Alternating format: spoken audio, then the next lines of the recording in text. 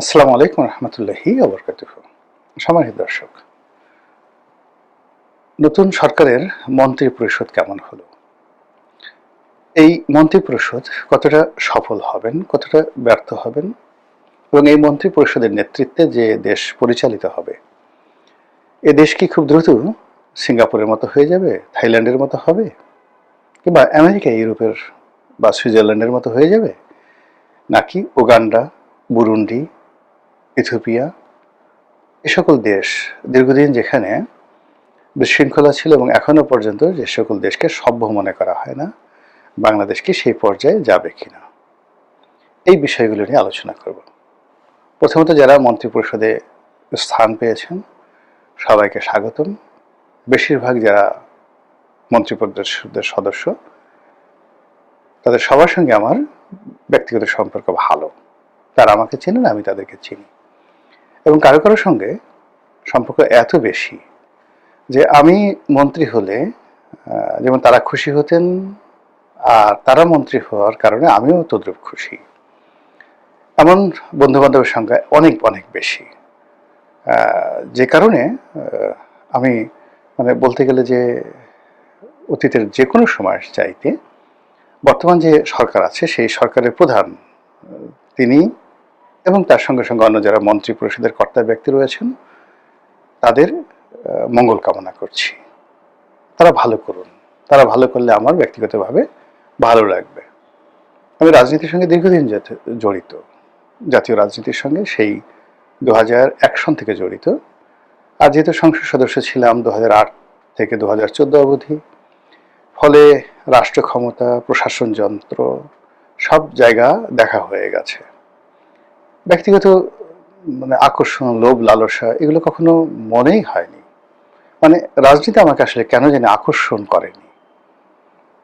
মনের আনন্দে, মনের ইচ্ছায়, বিভিন্ন কারণে কৌতূহলবশত এমপি ইলেকশন করেছিলাম, কিন্তু 1 বছরের মাথায় আমার মোহটা চলে যায়। আমার কাছে ভালো লাগেনি, এখনো আমার কাছে ভালো লাগে না। আমার কাছে এই যে কথা বলছি, টুকটাক ব্যবসা বাণিজ্য করছি, পারিবারিক জীবনযাপন করছি, একজন সচেতন নাগরিক হিসেবে মুক্ত বিহঙ্গের মতো ঘুরে বেড়াচ্ছি, এটা ভালো লাগে। আর রাষ্ট্র ভালো মতো চলুক, কথা বলার সুযোগ দিক, এবং একটা প্রতিযোগিতা থাকুক দেশের মধ্যে, যোগ্য মানুষ যোগ্য জায়গায় স্থাপন হতে পারে, যে যা করতে চায় সেটা যেন তিনি তার যোগ্যতা অনুযায়ী করতে পারেন এবং তার প্রতিফল পেতে পারেন। মূলত এতটুকু আশা। সসম্মানে দেশে থাকতে চাই, কিংবা ধরুন একটি উমরা করতে গেলাম, পরিবার নিয়ে দেশের বাইরে বেড়াতে গেলাম, যেন এয়ারপোর্টে হেনস্থা না হই, ব্যাগটা না কেটে নেয়, বা ওখানে দেখা গেল এসবির লোক, ডিবির লোক তারা একটু বসায় রাখলো যে দেখি আপনি কি ঠিক করছেন, এই ধরনের হেনস্থা যেন না হয়। এই জিনিসগুলো এতটুকু আকাঙ্ক্ষা, এর বেশি আসলে আমার ব্যক্তিগত আকাঙ্ক্ষা নেই। ফলে অনায়াসে যে কোনো মানুষের সমালোচনা করতে পারি, আর অনায়াসে যে কোনো মানুষের প্রশংসা করতে পারি। তো সেই দিক থেকে নতুন যে মন্ত্রী পরিষদ, সেই মন্ত্রী পরিষদ নিয়ে যে মূল্যায়নগুলো করবো, সেই মূল্যায়নে আমার ব্যক্তিগত কোনো লোভ নেই, লালসা নেই, ব্যক্তিগত কোনো ক্রোধ নেই, কামনা নাই, বাসনা নেই, কারোর প্রতি কোনো ঈর্ষা নেই। নিরপেক্ষভাবে বলার চেষ্টা করব, আপনাদের ভালো লাগবে। এখানে যারা অন্তর্ভুক্ত হয়েছেন 2 গ্রুপ।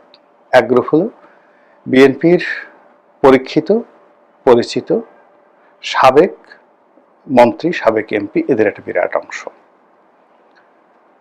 এই বিরাট অংশটি কেউ ভালো, কেউ মন্দ, কেউ সৎ, কেউ দুর্নীতিবাজ, কেউ সুস্থ, কেউ অসুস্থ, এবং আমরা তাদের সবাইকে চিনি। তারা কি করতে পারেন এবং অতীতে ক্ষমতা পেয়ে তারা কি করেছেন, ভালো না মন্দ, সেটা আমরা জানি। তো কাজেই সেদিক থেকে যারা পুরনো আছেন তাদের কাছ থেকে নতুন কোনো কিছু আশা করাটা আমার কাছে বুদ্ধিমানের মতো মনে হচ্ছে না। বরং যেটা হয় কি জানেন, মানুষ যারা ভালো কাজ করে তারা যে কোনো পরিস্থিতিতে ভালো কাজ করে, আর যখন মানুষ মন্দ কাজ করে, মন্দ কাজ করার পরে যখন মানুষ বিপদের মধ্যে পড়ে, বিপত্তির মধ্যে পড়ে, তখন সে তওবা করে, আল্লাহ তুমি আমাকে রক্ষা করে, জীবনে আর এই কাজ করব না। কিন্তু যেই মুহূর্তে তার বিপদ আল্লাহ উঠিয়ে নেন, তখন সে করে কি, আগে যে খারাপ কাজ করত তার চেয়ে বেশিভাবে খারাপ কাজ করে, আর যে সময়টিতে তার উপর দুর্ভোগ দুর্দশা ছিল ওই সময়টিতে তার যে ক্ষতি হয়েছে তার দৃষ্টিতে সেই ক্ষতি পুষিয়ে নেওয়ার জন্য তারা আরো বেশি জুলুম অত্যাচার করে। এবং স্বয়ং আল্লাহ তাদের সম্পর্কে বলে যে এই লোকগুলো পশুর চেয়েও খারাপ। এবং তারা যখন বিপদে পড়ে আল্লাহ বলেন যে আমাকে তারা এমন ভাবে ডাকে, এবং আমি যখন তাদের ডাকে সাড়া দেই, তাদের দুঃখগুলো মোচন করে দেই, পরে তারা এমন আচরণ করে মনে হয় যেন আমাকে কোনোদিন ডাকেইনি। তো বুঝতে পারছেন যে আমি কি ইন্ডিকেট করছি। অতীতের খারাপ মানুষগুলো যারা প্রমাণিত দুর্নীতিবাজ, প্রমাণিত জুলুমবাজ, অত্যাচারী, জালেম, জাহেল, এরা কোনো অবস্থাতেই ভালো হবে না। তাদের অন্তর সিল মারা। রাষ্ট্র ক্ষমতায় বসে যে লোক খারাপ কাজ করে জীবনে, এরা দ্বিতীয়বার ক্ষমতা পেয়ে বা কোনো পরিস্থিতিতে ভালো কাজ করেছে এরকম নজির নেই। এরকম নজির নেই। এটা জেনেটিক্যালি এভাবেই ইঞ্জিনিয়ারিং হয়ে পড়ে। তাহলে আপনার সম্ভাবনাগুলো রইল কোথায়? কেবলমাত্র তরুণ, নতুন, অথবা অতীতের যারা ভালো কাজ করেছে তাদের প্রতি তারা ভালো কাজ করবে। এখন এখানে অতীতে যারা ভালো কাজ করেছেন তারা অতীতে যে গতি নিয়ে, শক্তি নিয়ে ভালো কাজ করেছেন, বয়সের কারণে, অবস্থার কারণে, পরিবেশের কারণে তারা আর আগের মতো চলতে পারবেন না। একজন যেমন দেখা গেল যৌবনে সে একটা লাভ দিয়ে সে 10 হাত যেতে পারত, এই বুড়ো বয়সে সে লাভ দিয়ে 2 হাত যেতে পারবে। ফলে তার সততা থাকবে কিন্তু আউটপুট আসবে কম। অন্যদিকে অতীতের যারা বদমাইশ, আবু লাহাব চরিত্রের, আবু জেহেল চরিত্রের, কিংবা ধরুন কারুনের চরিত্রের, লোভী চরিত্রের, ফেরাউন চরিত্রের, তারা এই সুযোগ পেয়ে তাদের যে অতীতের যে অভিজ্ঞতা, সেই অভিজ্ঞতা দিয়ে তারা এমন একটা বিস্তৃত সিন্ডিকেট গড়ে তুলবে যে অতীতের যে কোনো সময় চেয়ে তাদের এই সিন্ডিকেটের ক্ষমতা কয়েক গুণ বেড়ে যাবে। এর কারণ হলো তাদের মস্তিষ্ক, তাদের মন, ওটার জন্য তার ফিজিক্যাল, ভালো কাজের জন্য তার ফিজিক্যাল ফিটনেস দরকার, কাজ করতে হয়। আর মন্দ কাজের জন্য শুধুমাত্র মন্দ চিন্তাই যথেষ্ট, মন্দ ডিসিশন যথেষ্ট, মন্দ পরিকল্পনা যথেষ্ট। আপনার অ্যাপিস্টেন এই যে কেলেঙ্কারি হলো আমেরিকাতে, সেটা দেখলেই বুঝতে পারবেন। তো কাজেই পুরনোদের মধ্যে যারা খারাপ তাদের দ্বারা কি হতে পারে, আর যারা ভালো তাদের দ্বারা কি হতে পারে, আশা করি আপনারা বুঝতে পেরেছেন। এর বাইরে নতুন যারা সংসদ সদস্য হয়েছেন, এদের মধ্যে যারা টাউট, তারা টাউটারি করবেন। যারা ভালো, তারা ভালো কাজ করার চেষ্টা করবেন, এবং টাউটদের দ্বারা আঘাতপ্রাপ্ত হয়ে তারা হতাশ হয়ে পড়বেন, কাজ করতে পারবেন না, পদে পদে বাধাগ্রস্ত হবেন। যারা ইনোভেটিভ তারা নতুন কিছু করার চেষ্টা করবেন। যাদের পাবলিক ফেস রয়েছে, জনগণ যাদেরকে ভালো হিসাবে জানেন, তারা সত্যিকার অর্থে চেষ্টা করবেন যেন জনগণ তাদেরকে স্মরণে রাখে, এবং তাদের এই যে দায়িত্ব আল্লাহর পক্ষ থেকে এসেছে এটাকে তারা সদগায়ে জারি হিসেবে গ্রহণ করে ভালো ভালো কাজ করার চেষ্টা করবেন। তরুণদের মধ্যে যারা এবার প্রথম সংসদ সদস্য হলেন এবং প্রথম মন্ত্রী হলেন। এর বাইরে যে জিনিসটি হবে এই মন্ত্রী পরিষদে, এটা হলো একটা কালেকটিভ এফোর্ট। আপনার যত ভালো কাজই হোক না কেন, যদি এখানে মন্দের পরিমাণ বেশি হয়ে যায় তাহলে এই মন্ত্রী পরিষদের একটা বদনাম হয়ে যাবে। আবার দেখা গেল যে ভালো যারা আছেন তরুণদের মধ্যে, তাদের সংখ্যা এত বেশি যে 2-4-10 জন মন্দ কাজ করছে, ওটাকে খোঁজও নেবে না। তো এই পুরো জিনিসটা নির্ভর করবে যিনি প্রধান নেতা তার উপরে। আমরা যে কাজটি অতীতে করেছি সেটা হলো আমরা নিজেদের পিঠ বাঁচানোর জন্য প্রশংসা করি সবসময় প্রধান ব্যক্তির, এবং আশেপাশের যত লোক আছে সব লোককে আমরা দায়ী করে যিনি প্রধান ব্যক্তি তাকে দায় মুক্তি দেই। যেমন শেখ হাসিনার কোনো দোষ নেই, সব দোষ ওয়াদুল কাদেরের উদাহরণ। এরশাদের কোনো দোষ নাই, সব দোষ শাহ মুয়াজ্জেমের।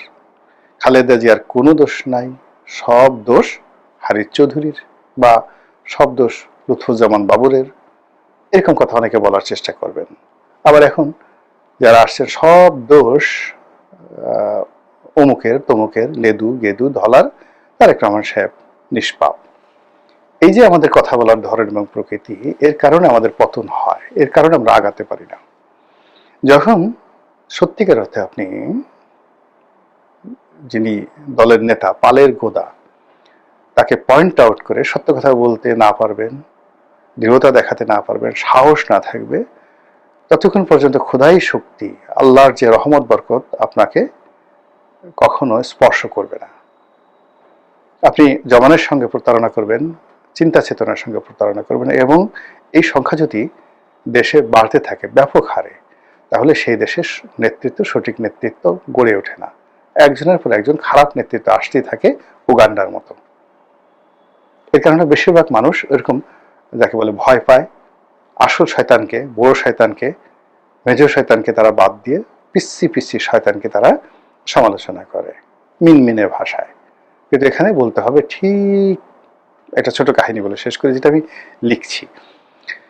বাদশাহ হারুন আর রশিদের দাদা খলিফা আল মনসুর, মশহুর সম্রাট,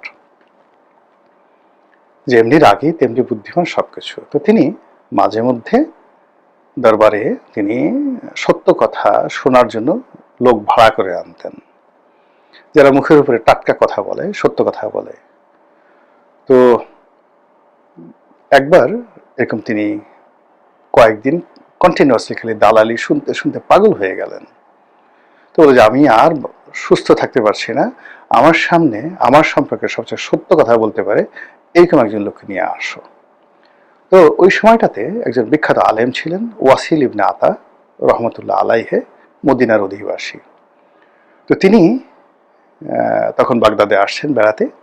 লোকজন বলল যে ওয়াসিল ইবনে আতার চেয়ে যোগ্যতম লোক নাই, তিনি আছেন, আপনি চাইলে তাকে আনতে পারি। তো ওয়াসিল ইবনে আতাকে আনা হলো। বড় কাহিনী। তো সেই দরবারে তিনি অনেকক্ষণ থাকলেন, এবং একটা সময় খলিফা আল মনসুর জিজ্ঞাসা করলেন যে আমি কেমন মানুষ, আমার সম্পর্কে আপনার মূল্যায়ন কি? তো ওয়াসিল ইবনে আতা বললেন, আপনি হলেন সবচেয়ে বড় শয়তান, এবং সকল শয়তান, আপনার প্রজাতন্ত্রের যত শয়তান আছে সব শয়তানের সর্দার। আপনার কারণেই তারা শয়তানি করার সুযোগ পায়, আর সেই শয়তানদের শয়তানির কারণেই আপনি এখানে বসে বসে কখনো নীতি কথা বলেন, কখনো ভণ্ডামি করেন, কখনো যাকে বলা হয় নিজেকে খুব বড় করে জাহির করেন, এবং আপনার দ্বারা এই রাষ্ট্র ক্ষতিগ্রস্ত হচ্ছে।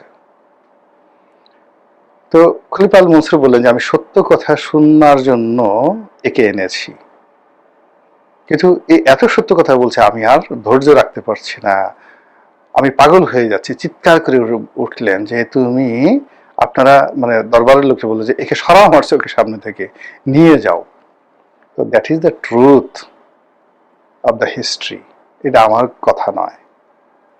আপনারা তো ইমাম গাজ্জালি সাহেবের কথা শুনেছেন, তার বই ইহইয়া উলুমউদ্দিন, সেই বইতে এই কাহিনীটি বর্ণনা করা আছে। তা আপনি আমি কি ওয়াসিল ইবনে আতার মতো ওইভাবে বলতে পারবো? আর ওইভাবে বলতে পারলেই সাম্রাজ্যে একজন খলিফা আল মনসুর তৈরি হবে, সাম্রাজ্যে একজন হাদি তৈরি হবে, আল মনসুরের ছেলে। সাম্রাজ্যে একজন হাদির পরে তার সন্তান খলিফা হারুন আল রশিদ তৈরি হবে, হারুন আল রশিদের পরে খলিফা আল মামুন তৈরি হবে।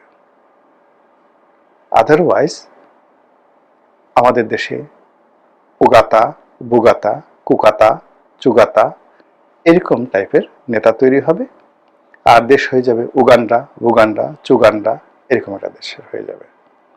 ফলে পুরো জিনিসটাই নির্ভর করছে আপনার আমার উপর, জনগণ, হাউ উই আর এক্সপেক্টিং, আমরা কি আশা করছি, হাউ উই আর পারফর্মিং, এবং how we are acting and reacting, এগুলোর উপরে কিন্তু নির্ভর করে। আরো অনেক গল্প আছে, আস্তে আস্তে বলবো, নতুন সরকার আসলে তো আস্তে আস্তে বলবো। কোরআনের কথা, হাদিসের কথা, আল্লাহর মানে নিয়ামত, বরকত এমনি এমনি আসে না। মহান আল্লাহ আমাদের সবাইকে হেদায়েত দান করুন এবং হেফাজত করুন। আসসালামু আলাইকুম ওয়া রাহমাতুল্লাহি ওয়া বারাকাতুহু।